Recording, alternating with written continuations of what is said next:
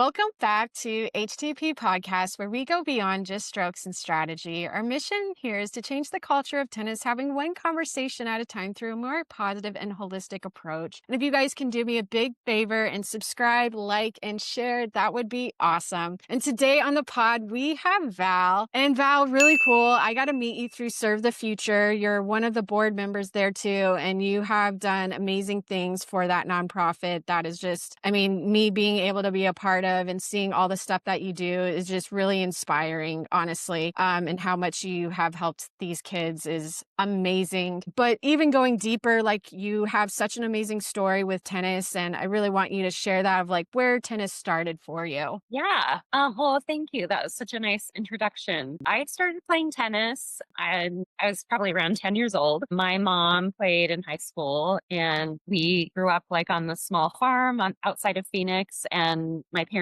actually put in a tennis court, and really for lack of more fun things to do out in a real rural area.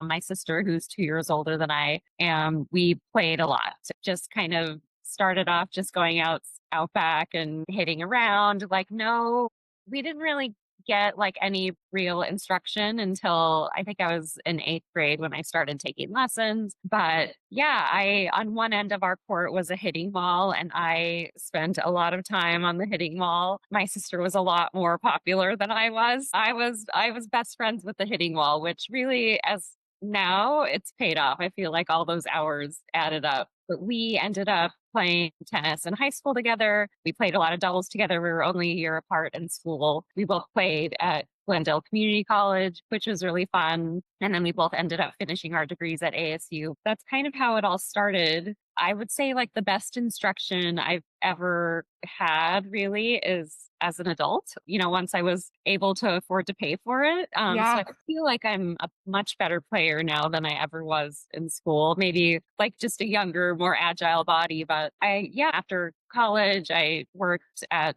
a bank for a while and then took a long break when I had my kids. I stayed home with them. Got really into running because that was just easier to do. I could do it like in between naps and before they woke up and all of that. But once my schedule freed up, started playing leagues and, just kind of dabbled here and there. And then now my kids they're all in college, or two have graduated from college. So yeah, once my schedule freed up even more, I filled it with more tennis. So That's awesome. 4 years ago, we just sent our youngest son off to college, and I knew my world was going to change, not having that job anymore, really. And so I was like, I'm going to get ahead of it. I'm going to start sharing my travels, and that's kind of how I started Tennis City Guide. It's really just about travel and tennis. I would go to different cities, and my friends, would ask, where did you stay? Where did you go shopping? Whatever. I was always sending them my list of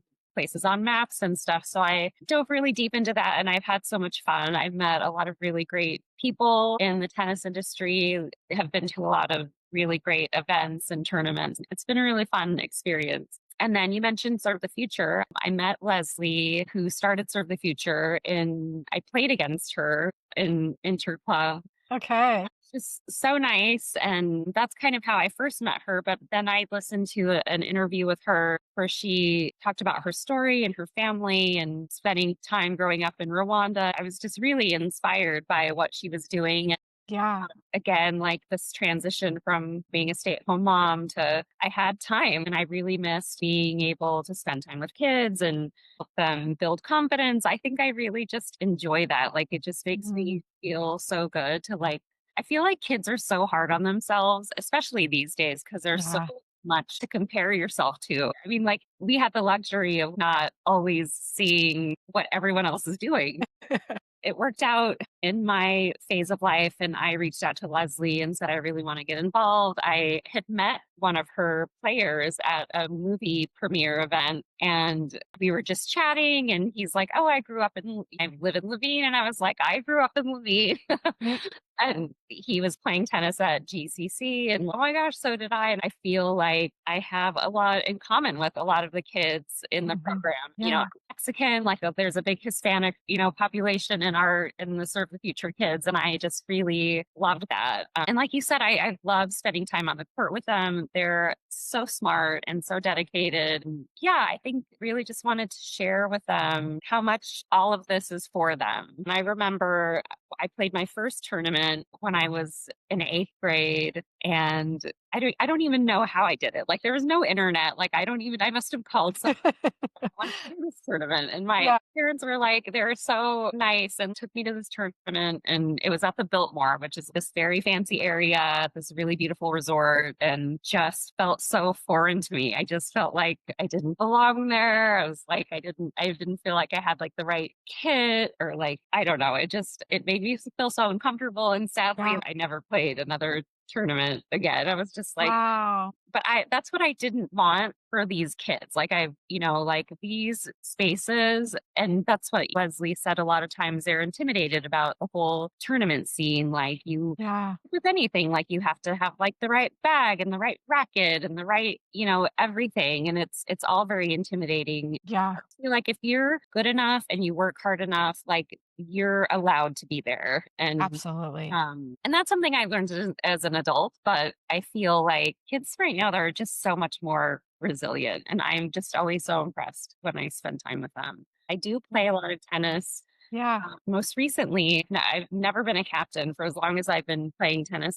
I'd never captained a team. Last January, our longtime captain had so much going on. She stepped away, and my friend and I took over this team. Okay. 40 plus 4 or 5 USTA team.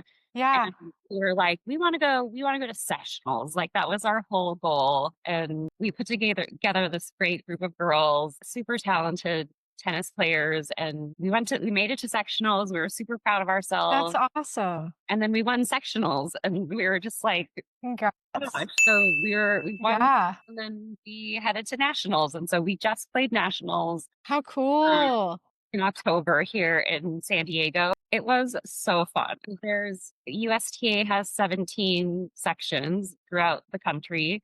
Mhm. Only 16. There was one section that didn't go, but there were 16 teams at nationals, and we were like, let's just try and finish middle of the road. Let's just try and do our best. And we didn't think we'd make it to the final four, which is on Sunday. Yeah. And we did. Like we finished Saturday and third. Yeah. We're just like, oh my gosh, like How cool. Congrats, Val. That's amazing. so fun. We played on Sunday and ended up taking home thirds. I was joking with my friends. I'm just like, I feel like this is it. Like getting better. Like I've just been kind of just enjoying that win. Yeah. So now the bummer about how USTA works is when you have that kind of success, you either have to separate and be on other teams, or you have to wait a year. Oh, I didn't know that. So it's kind of a bummer. We all just really love playing together. Yeah. I could captain a team again, but I'm only allowed to have 3 people from the existing roster. It's like trying to pick your favorite kids. It's just like we're gonna wait until the fall and then regroup. And it was such a beautiful experience. And I think one of the reasons why we were so successful is we just have so much respect for each other. Like a lot of us Mhm. played some college, and just really great athletes, like just great women. I feel really lucky to have been part of it. It was so fun. Yeah, well, and I think like a big part of having success like that is coming together as a team. Because I think, anytime I was just talking about that with another person that I had on the podcast, and it's like, tennis is so individual. And if you do have people who have like primarily played individually, and it's like then coming together on a team, like it's a really different dynamic, and creating that team culture, having those different personalities, a huge part of success is having that team environment. Yeah, for sure. Like the hard thing about being a captain is when you're on a team, you have all these little sidebar opinions, whatever. But as a captain, you have to address those things. And it's sometimes uncomfortable. But I mean, for ladies tennis, we're just no drama. Mhm. Everyone got along so well. And I really tried to cultivate mutual respect. I feel like I did that with my kids. It's just like, I think so much stems from that trust each other's abilities. We're all on this team because we belong here. And Yeah. but yeah, just really, really proud of the group. And yeah, I feel like that was like the pinnacle of my life. That's awesome. What do you feel like was maybe one of your hurdles then with being a new team captain? Because you said this was your first time, right? Yeah, I think the biggest thing, especially in the adult tennis realm, is a lot of times you're friends with all these women, but you're all at different levels. And Mm, I think that was previously, we were like, we're just having fun. It's just, nothing serious. But then after a while, I think the few of us who are really competitive are just like, I mean, I think we could win if we yeah. really like, took it seriously. Yeah. And I think we addressed it in the best way possible. We were just like, listen, like, we really want to win. Our focus is trying to be competitive and, to see if we can do it really. We had a lot of people who are like 4-0s but it's a 4-5 team. Just trying to kindly say, okay, if you're a 4-5, like 4-5s will always take precedent in the lineup. Nothing against you personally or anything. I think it was necessary for us to kind of like get everybody at level because we were just kind of a hodgepodge mix and it's sensitive. Like it's very sensitive and you don't want to Sure. hurt things. Yeah. And yeah, I mean, that's kind of the tough thing about being in charge of it is, you have to make those decisions that are uncomfortable. We were lucky that we just had a lot of really good partnerships that were strong together and Hmm. we drilled a lot together. Our skill set, it's just like a college team. And you probably know, like when your Yeah. skill set is similar, you really are interchangeable. Hmm.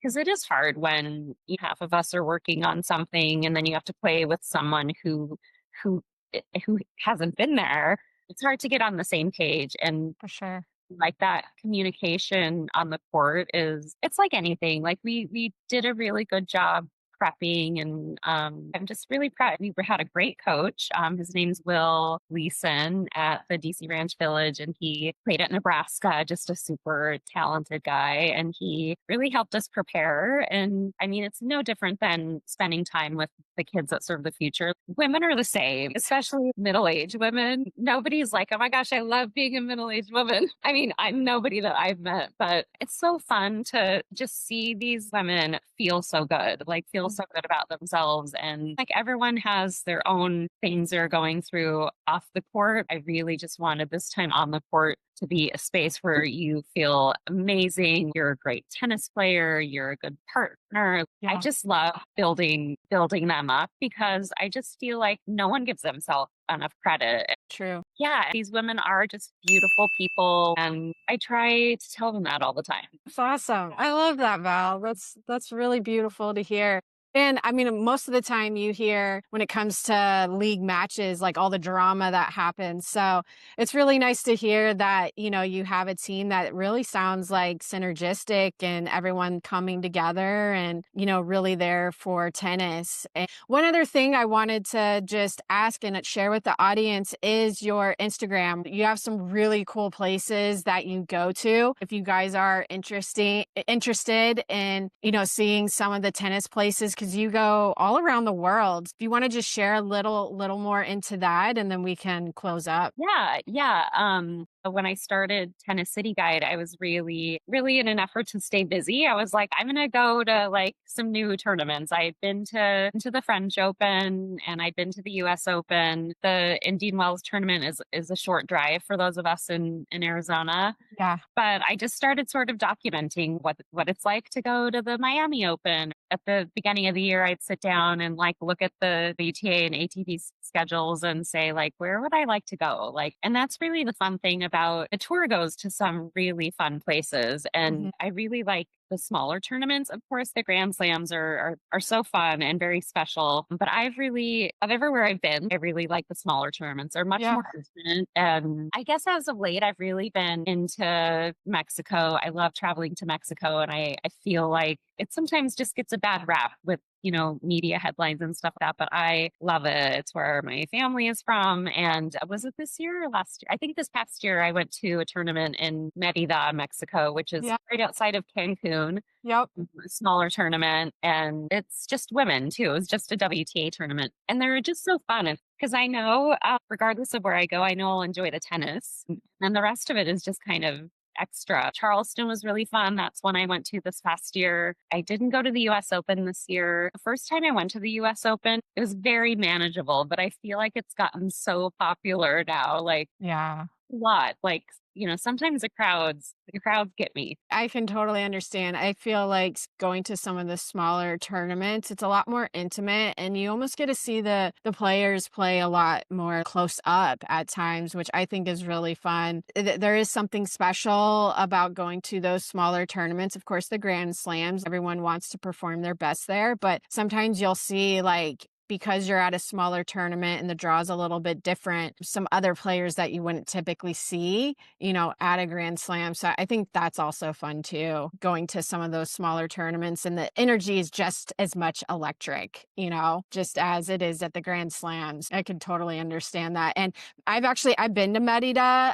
They have junior ITFs there, and I'm so glad they have a tour tournament there because that place is so amazing. I loved it there. The community there was amazing. Like I remember playing there as a junior. The whole community came out and it was phenomenal. Like you felt as a junior like you were a pro there in the way they treated you and the whole atmosphere. And then even afterwards going and exploring the town was beautiful. Yeah, I really loved it. It's like the Challenger tournament that we have in Arizona. If you're at a Grand Slam, like players are shuffled around with security, but in Phoenix, like Joao Fonseca is just kind of like hanging out, walking around. I remember I went a couple years ago, and Tanasi Kakanakis and his girlfriend or whatever were just kind of walking around. It's just so nice to see. They're just normal people, but Yeah. it kind of gives you some perspective because I remember I saw Chris Eubanks, who just announced his retirement. He played in Arizona and then he played in Miami, and that was the year that I had gone to Miami. So I saw him in Arizona, saw him in Miami. Had like this amazing run at Wimbledon. There's been a lot of talk lately about how the tournament schedule is so long and it's so much time alone and away. Oh my gosh, like these people don't go home. Like Yeah. and it really is. I do kind of feel for like the solitude. I'm someone who really appreciates time alone, but I think it would be very hard. Like I'm sure they miss their families or their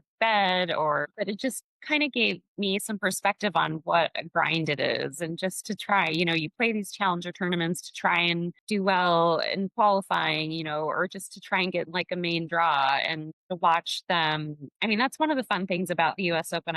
When I have gone, I always go early and to watch those qualifying matches. I remember watching one and it was such an amazing match. These two sort of unknowns and the guy who ended up winning, you just saw oh my gosh, I can pay my coach. I can, like it's much like it means to them. And Yep.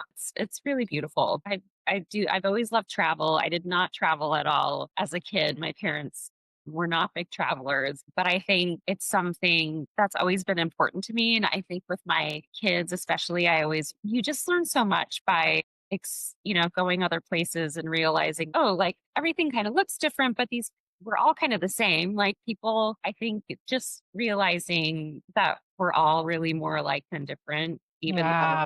it's just such good perspective, especially going to some areas that are not as developed as the United States. Yeah. People are just as happy with so much less. And I think that that's Hmm. it's a really good thing to know because I think here, especially, like we're so lucky, we get wrapped up in a lot of superficial things that might not really mean anything, and Yeah. go to some of the forest areas of like Mexico and people are just very happy, and you're just like, gosh.